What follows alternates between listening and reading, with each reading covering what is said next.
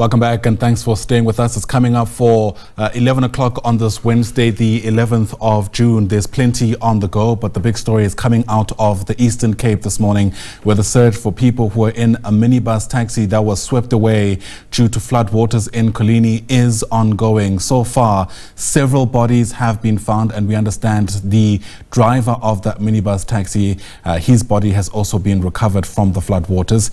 Emergency services officials yesterday managing to rescue just 3 pupils who are clinging onto trees above the raging waters. SABC News reporter Fundiswa Mhlekude is part of our team in Mthatha watching developments, and she joins us now live. And Fundiswa, the Premier has now arrived there.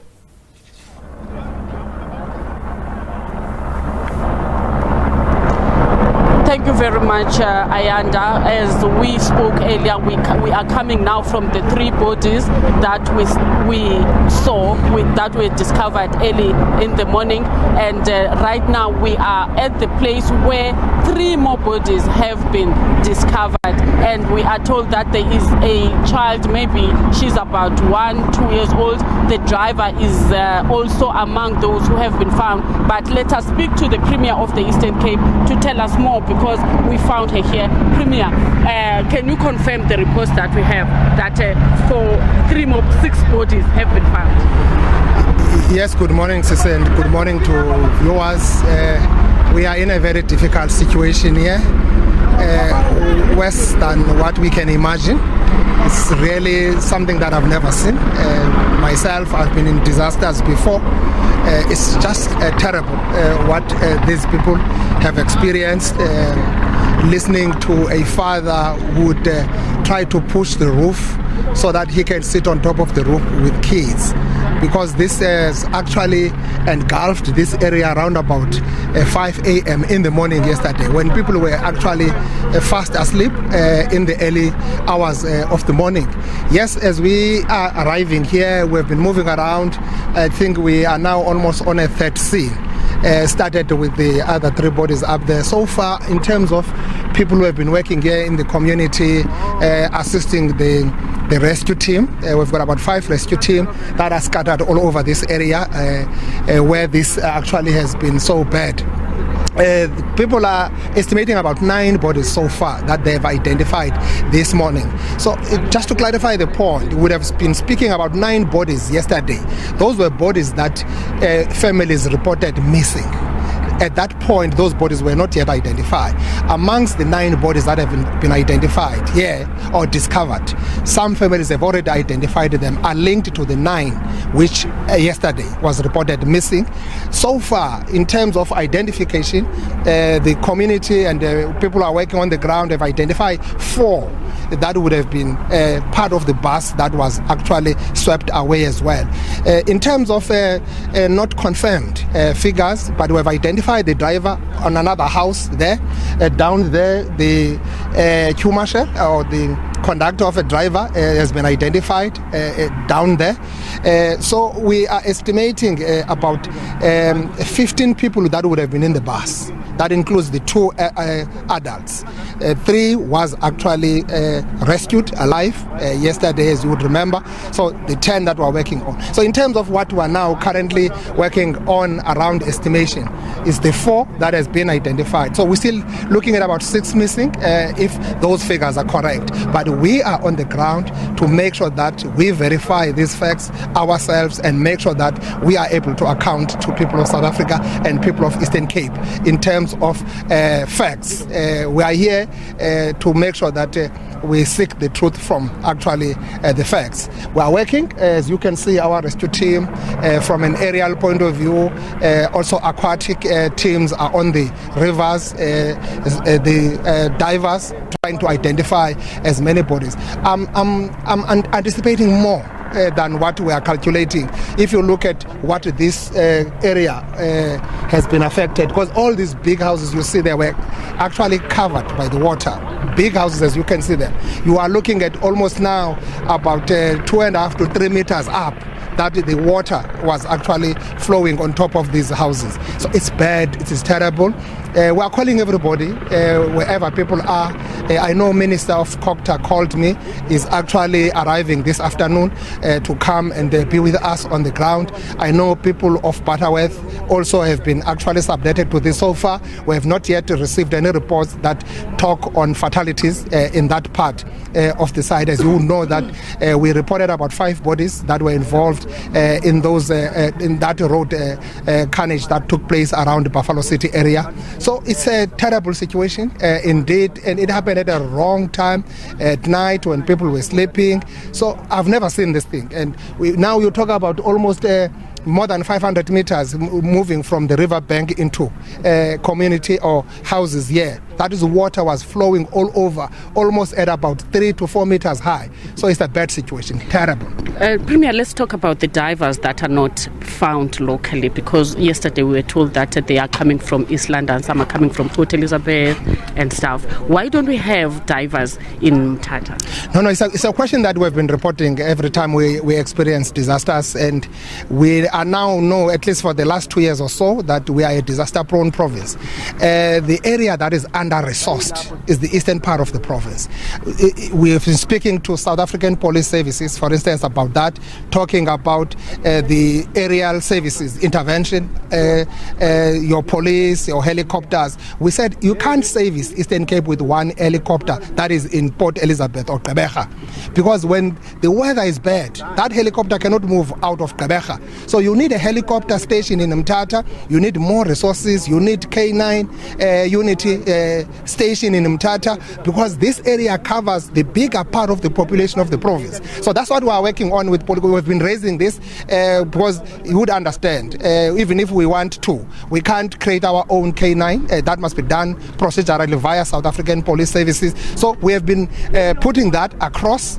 We need more human resource, we need more capital resources deployed in this part, because when things like this happen, we are always found wanting, we are paralyzed, we don't know where to, we are calling everybody around, and resources where they reside cannot easily move into this side. I hope that now everybody is realizing that what we have been saying, that we need to establish, the province is so vast.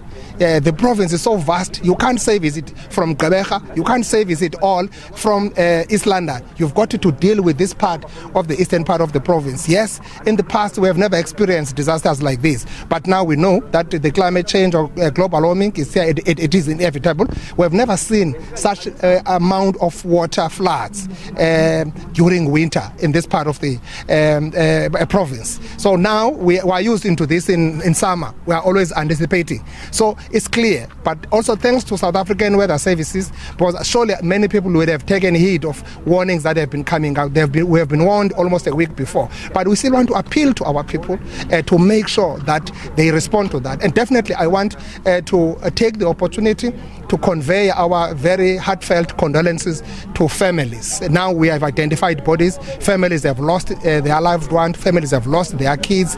It's a fact. So we want to reach out, and we're here to pledge solidarity, we're here to comfort, we're here to support rescue team, we're here to identify more and assist where we can assist. Government will do everything in our power to make sure that we mitigate these disastrous effects. Lastly, Premier, from what we have gathered from the community members, some of the bodies that have been discovered, if not all of them, were found by community members. What does that tell you? Where were the rescue teams? Where were the divers? So definitely, I think the point you were asking, divers would have to be sent from somewhere in order to arrive here, so you can't get them as easy as possible. But I think we must congratulate community, you see, because communities are there to protect each other, as neighbors, to look after each other. So you can't sit and fold arms and say, I'm expecting a diver coming from anywhere. If the divers are not there, what is going to happen? So communities were doing what is right for standing up, protecting each other, those who are not affected, and we must congratulate them for that. These are true patriots. I'm asking this, Premier, because yesterday we were told that the search and rescue teams will be up by 8 in the morning to look for this, but we were told by the community members that they are the ones who found these bodies. As far as I'm aware, the rescue teams, even yesterday, were here. Divers were here from yesterday. They couldn't continue with that work during dark. You remember the whole area is also affected by the electricity. There is no power supply at all. So the divers were here as early as possible. After helping someone in Mhlekude early hours of yesterday, they were moved into this side. I've been speaking to provincial commissioner, acting provincial commissioner around that. So divers were here, but divers cannot be all over as they would be focusing in this area. Thanks to the community members in the corner where they are, we're still mobilizing others who might be elsewhere to also look along riverbanks to help us identify bodies. So this kind of integration and collaboration is a brilliant one. I think we all have to identify and support our people and take them out of this terrible situation. Thank you very much. That is the Premier of the Eastern Cape, Mr. Oscar Mabuyane, conceding that indeed the eastern part of the Eastern Cape is very under-resourced in terms of search and rescue equipment. Earlier on, we received a statement from the President of the country, Mr. Cyril Ramaphosa, conveying messages of condolences to the families of those who were affected by the floods, and saying, and also warning people to be very cautious as the weather conditions continue to be very extreme. Ayanda? And Fundiswa, do we know if anybody is still taking shelter in the houses that we're able to see at the moment, given what's happened over the past 48 hours? At the moment, Ayanda, we are not able to go to them, to those people who are housed in schools and community halls, but I'm sure as the time goes by, we will be able to go and speak to them to see how are they doing, as we know that when they got there yesterday they completely had nothing, because we also saw people going along with many kids, some as young as 2 years. So we will speak to those parents who went with their children to those schools and community halls. Yeah. Navigating that area seems to be quite a bit of a challenge. There's a lot of sludge on the ground, Fundiswa, a muddy situation which I imagine is really complicating the search and rescue operations there. Indeed, Ayanda, because one of the bodies that was discovered was on the tree. It was hanging on a tree, and the two that were found were quite in a very difficult place to find, if I can say that. But thank you to the community members who woke up and took it upon themselves to make sure that they continue with the search, as the Premier has just said that they applaud them for taking upon themselves to make sure that they look for those bodies and not wait for the rescue teams and divers to look for them. Yeah, it's still an incredibly cloudy morning in that part of the Eastern Cape. What's your sense about whether or not, residents there who've already had to deal with so much might have to anticipate more downpours throughout the course of the day?